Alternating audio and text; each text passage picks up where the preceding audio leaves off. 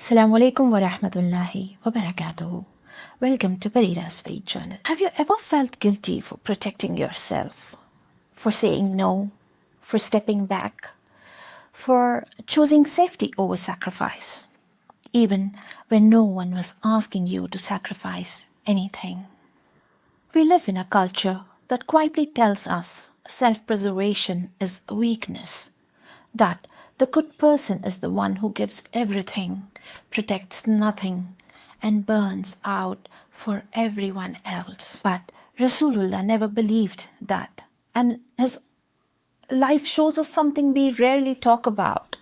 Protecting yourself isn't the opposite of purpose. Sometimes it's the only way to fulfill it. From the earliest days of his mission in Mecca, Rasulullah was under the protection of someone.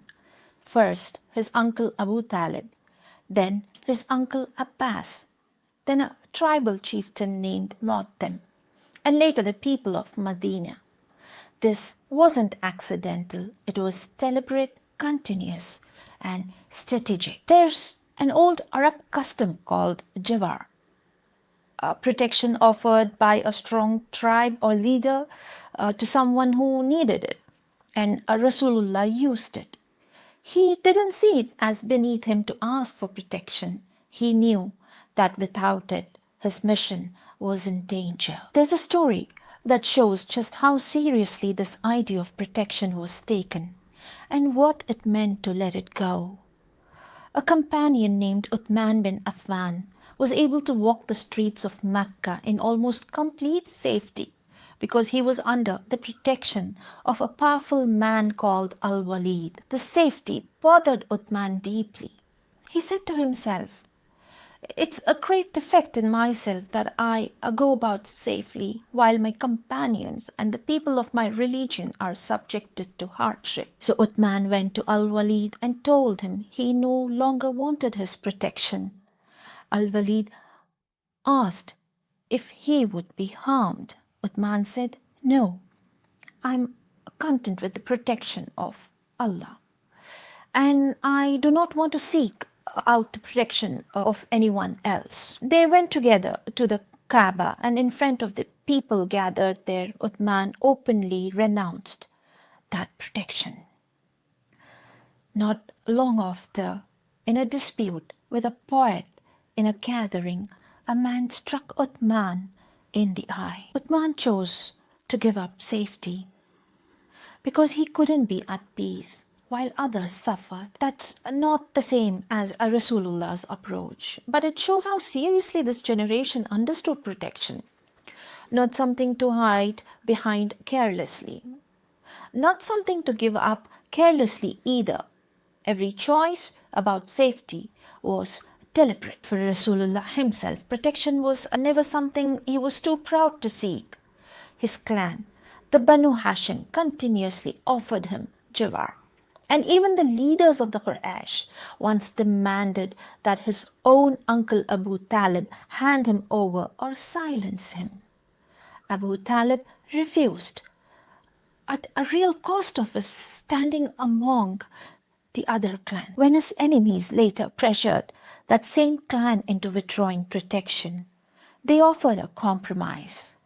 The Muslims could worship Allah if they would also let the others go on worshipping their three goddesses. Rasulullah wanted nothing to do with it. He answered them by reciting Surah Al-Kafirun. "Say, O unbelievers, I serve not what you serve. To you, your religion, and to me, my religion." That's not the response of someone protecting himself out of fear. That's someone who knew exactly what he would and would not trade for safety. Even when protection held, the harassment never fully stopped. He was heckled while walking around the Kaaba 3 separate times. On the third, he finally stopped and said, "Men of Quraysh, I will surely repay you for this with interest." The men around him went completely still, as the account puts it, as if carrying a bird upon his head. But the very next day, they surrounded him and seized his cloak. It was Abu Bakr who stepped in tears. Will you kill a man because he says Allah is my Lord?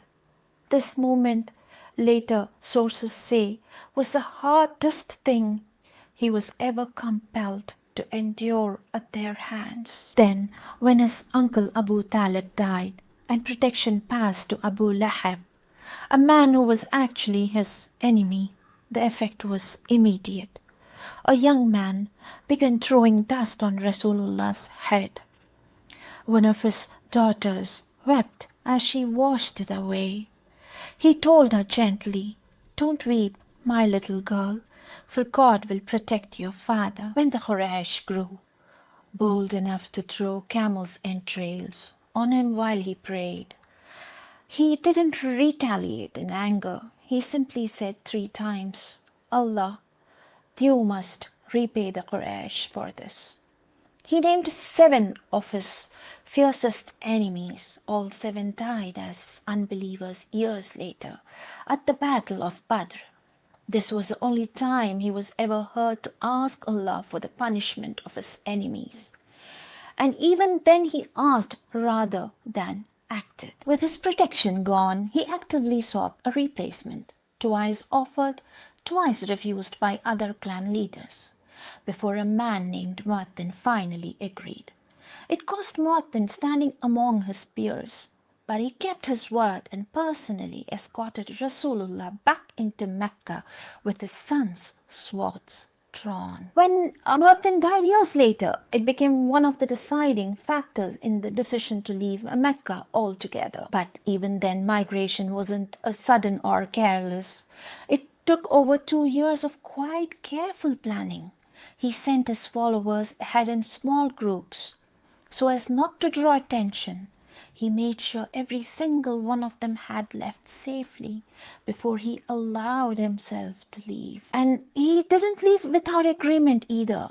His uncle Abbas, still not a Muslim himself, stood before the delegation from Yathrib and said plainly, "We have protected him from our people as much as we could. If you can defend him against his enemies, then assume that burden. But if you are going to surrender him and betray him, you had better leave him now." One of them, Al-Bara bin Marur, answered, "We swear by Allah we will protect you from whatever we protect our women from.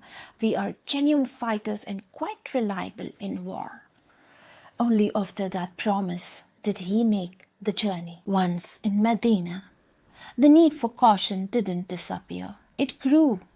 He had gone from a prosecuted preacher to the head of an entire state, and that brought new danger.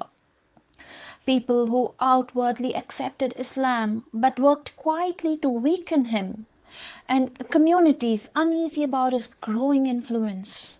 So his self-preservation became about more than his own life. It became about protecting the whole community entrusted to him. Here's what's important though. None of this makes him timid. This is the same man who stood in front of the Kaaba and openly condemned the idols of the Quraysh, knowing it would provoke fury.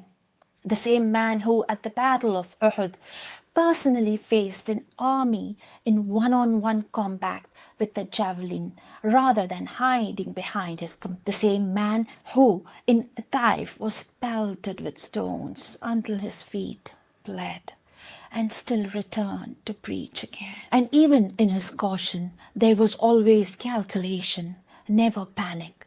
He wore a double coat of armor at Uhud. At Badr, a hut was built on elevated ground so he could see the whole battlefield and give orders. With 2 fast camels kept nearby, not for his own comfort, but so that if his side were defeated, he could survive to fight another day for the sake of the mission. At Uhud, he stayed hidden in the crevice of the mountain and quietly asked his companions to stay silent so their enemies wouldn't discover where he was. Protecting himself and living boldly were never in conflict for him. He simply understood something we often miss, that avoiding unnecessary danger and lacking courage are two completely different things. He guarded his life carefully, not because he was afraid of what might happen to him, but because he knew what would happen to his mission if it didn't happen to him. 23 years of revelation, a message meant for the entire world. He couldn't afford to lose that to carelessness.